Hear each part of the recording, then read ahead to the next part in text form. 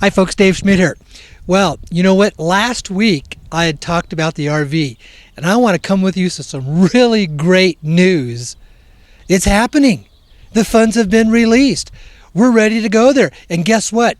You're going to get your 800 numbers in the next few days. And if you believe that, you realize today is April 1st, April Fool's Day, folks. Okay, let me talk about that. First of all, again, I want to say thank you to everybody. And I'm out here in my most wonderful place in the front yard at my home here in Sedona.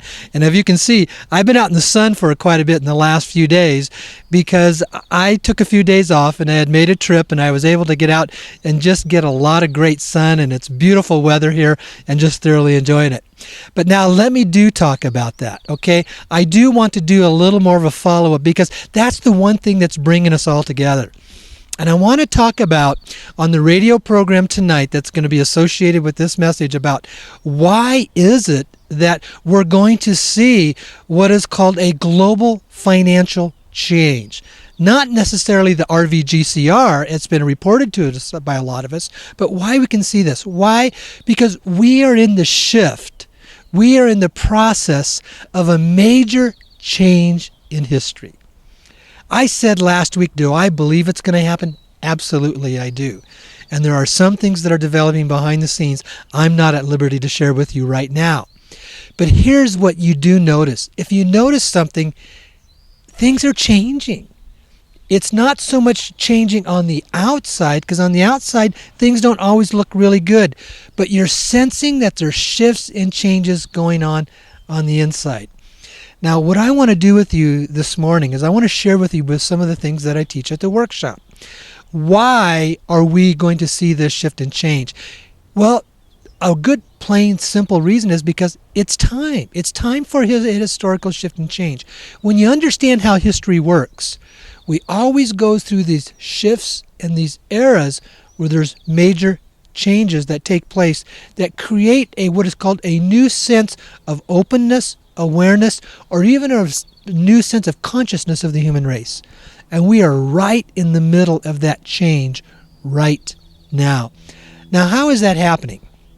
As I've always said, and I've shared this many times, you have to come back to the understanding that everything in this world is comprised of energy. And it's our thoughts that create these energetic patterns that create the experiences that we have. All of this is substantiated in quantum physics, of understanding how the mind works, how the world works, and how everything takes place. Everything, because it's energy, everything has a frequency and a vibration to it. You know, I share with you about the uniqueness of here in Sedona. It was interesting because I was gone again for about 5 days, and I come back home, and I get home in the evening that I get home, I'm exhausted. And I'm thinking I'm going to wake up the next morning and I'm just going to still kind of have a little more of what is called an exhaustion hangover. I'm waking up at 6 a.m. bright, fresh, alert, awake, and aware. And I realized I'm back home in Sedona. There's a uniqueness to this place here. And the people who live here, we get it and we understand it if we're sensitive to it. I live in an area that has these beautiful red rock mountains and hills all around me, and I'm looking at one right now over the top of my house here. And these rocks, it's about a 12-mile radius, and there are high concentrations of iron. And then also underneath the ground here are huge concentrations of quartz crystals. What are those two? Both of those are energy conductors. And what they do, they attract the electromagnetic energy of the earth and bring it into like a funnel into a condensed amount of energy. It draws it in so that the energy frequency of everything here vibrates at a slightly higher vibration of frequency energy. And we feel it as human beings because we also are energy beings. We're comprised of basically electromagnetic energy ourselves. So when I come back home, I feel that. I sense that. Well, that's the uniqueness. Well, here's what's happening in this shift to change. There has always been a mechanism of what is called the Schumann resonance. And the Schumann resonance is what captures and it measures the electromagnetic energy of the earth. For decades, the Schumann resonance was at about 7.3 hertz. They could actually measure it electronically. But what's happened, and there was a new report that just came out, is that in the last couple decades, the Schumann resonance is now at 16.3. What does that mean? It has more than doubled in the last 20 years. What does that mean? Everything on the planet, everything in our world is vibrating at a higher frequency of energy. That higher frequency of energy is what helps us wake up. It helps us what becomes alert. It helps us what begins to realize what's going on. And all this shifting and changing is an example of the fact that this higher frequency of energy is coming into our planet. Now that is happening because our Earth has moved into a place in the galaxy of what is called the photon band. Photons are very tiny little quantum level of light particles, and there's a band of this out there in the galaxy, and we are now have moved into it. We had been outside of it for around 6,000 years, and just in the last couple of years we've moved inside of it, which means we're going to go through an era of time of about 2,000 years roughly of having this higher vibration of energy frequency. And you know what that means? We, as a human race, are changing. We're waking up. And it's this waking up that is basically bringing more light into the world that is beginning to do away with the darkness of what we would call cabal energy. These people who have basically run and controlled the world in these last 6,000 years. We are in the shift of a historic change of going on our planet. And with that comes our ability to wake up, to free ourselves, and to make ourselves be free from this financial slavery that we've been in for so long. All of that is the reasoning behind all of this, of why we are going through this shift and change, and why I believe that all of this financial resources that is backed by the collateral of this gold that this family has, it's time. It's time for it to be released. But it doesn't happen overnight. See, historical shifts and changes don't take place within a few years. They usually take place over a number of years. Now, I have shared, and I share this in my workshops, this RVGCR is just the first step of many steps that are going to unfold for the next 10, 20, and 30 years. Now, when is it going to happen? I can't tell you when it's going to happen, but I can tell you it's in the process of happening based on the information that I have with me. And if there's anything that I can share with you is be faithful, be strong, stay believing, and stay in tune. And I'm going to come back again to the metaphor of when Moses had led the Israelites out of their slavery from the Egyptians. See, the Egyptians were symbolic of bondage and slavery. Moses' leadership came in, and it took months for them to go through the process of being able to, when what were called the plagues that had come before the Pharaoh. It was months before they were able to be released.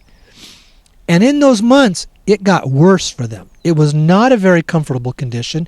Things got pretty hard on them until finally it came to the breaking point, and Pharaoh said, "Go, leave." They crossed the Red Sea. And when they had crossed the Red Sea, they had wealth and they had freedom. But that was not their goal, because what are you going to do with all this gold when there's no stores and you can't buy it with anything and it's not used as a bartering system? See, gold was not an issue of barter. During that time and era, gold was reflective of an energy, of what it carried is what it was. What was their real goal? Their goal was the promised land, the land flowing with milk and honey, as it's described in the Bible. You see, that's what we want. We want to receive this RV, this GCR, these funds, so we can have our land flowing with milk and honey. But what you've also heard me share is you can't take a slavery mentality into the promised land. From the time they left the Red Sea to the time they were to enter into what was, quote, that promised land, it was only to be about a 2 to 3 week journey if they would have taken the shortest route. But they didn't take the shortest route because there were, quote, enemies or giants in the way. So they started going on a roundabout route. And what was to be even maybe a few month journey ended up being a journey of 40 years. It took them 40 years to undo an old thought process to be ready to move into a land of abundance. Along the way, a lot of people fell by the wayside. All they wanted was the money. All they wanted was certain security. They didn't believe in this land of milk and honey. They were very negative, and they were very critical. They were very aggressive toward each other. And what I'm sharing with you is, as we are waiting for this process to unfold, where are you going to choose to be? Where are you going to choose to be? Are you going to choose to be in a place of being negative, critical, aggressive, attacking towards others? It was this week, again, in some of the readings that I had in A Course in Miracles, it was describing how you cannot be attacking people of wealth and expect to have wealth and abundance in your own life. They're antithetical to each other because it's the law of attraction principles. Are the cabal the ones with the wealth? Yes, they are the ones with the wealth. But if we aggress upon them, if we attack them, if we maliciously malign them, if we call them things through our thoughts and intentions that they are evil, which in form they are, but if we still carry out that energy, we deny ourselves the very thing that we want. See, that's what happened with the Israelites in that 40 years, because there were some of them that is what is called the slavery mentality, the lack mentality, the negative mentality, the attacking and the aggressing mentality. It denied them the very thing that they so wanted. It's law of attraction principles, how our thoughts create the worlds that we experience. And that generation, not all of them, but most of them, millions of them, had to die out before the new younger generation could move in and grab a hold of the promise. The most important thing that you and I can do as we are waiting is to keep learning, to keep growing, and to let go, and to heal, and to forgive inappropriate thought patterns. Thought patterns that do not aid in the advancement, but only deny us the thing that we want. It's our responsibility collectively to be the people who are going to bring the shift and change. Now, I can tell you right now, there are reports of things that are underway. And yes, there will be funds that are going to be released. I can't tell you when. And it probably most likely will happen in a very slow step-by-step process. And along the way, our faith will grow. Our strength will grow. We will begin to produce what is called a promised land mentality of abundance. And also along the way, there are some that are going to become very negative, very critical, very aggressive. They're going to give up. And they're going to fall away.